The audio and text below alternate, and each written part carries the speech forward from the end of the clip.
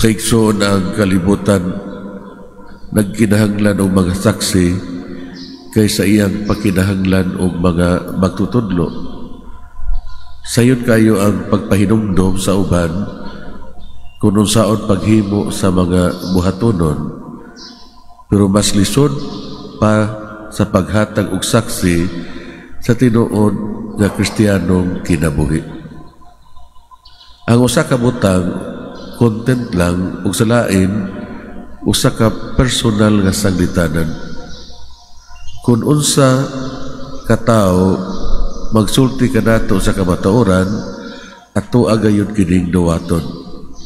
Bisan ang maong tawo wala magpuyo sa iyang gisangyaw, sa iyang giwali o sa iyang gitudlo.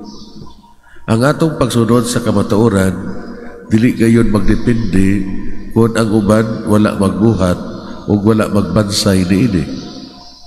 Kung atong nakit-an ang atong kaugalingon naa sa lugar nga ato ang responsibilidad ang pagtudlo og katesismo, kinahanglan matinud-anon kitang nagpuyo sa doktrina nga atong gitudlo nga dili ato kundi iya sa Ginoo.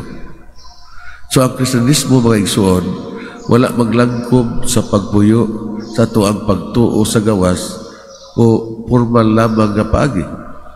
Sama sa pagkinabuhi sa mga Pariseo sa ilahang relihiyon, apan sa paghigugma sa Dios hangtod sa punto nga ipakita kana nga gugma sa tong personal o publiko nga kinaiya o pamatasan.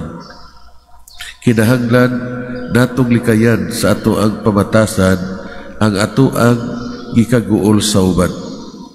Ang tinuod nga Kristiyano siya maningkamot sa paghunahuna sa mga kagustuhan, pagandoy o paghigugma sama sa gibuhat ni Jesus. So unsa may hagit kanato, mga igsoon? Ang paghatag sa tinuod nga pagsaksi sa atong pagkakristiyano diha sa ato ang panimalay, sa ato ang pundok banay, sa ato ang basic ecclesial community o sa ato ang mga gitrabahoan. Hinaot unta. May nagpalihog pa sa katalibanong pag-ampo.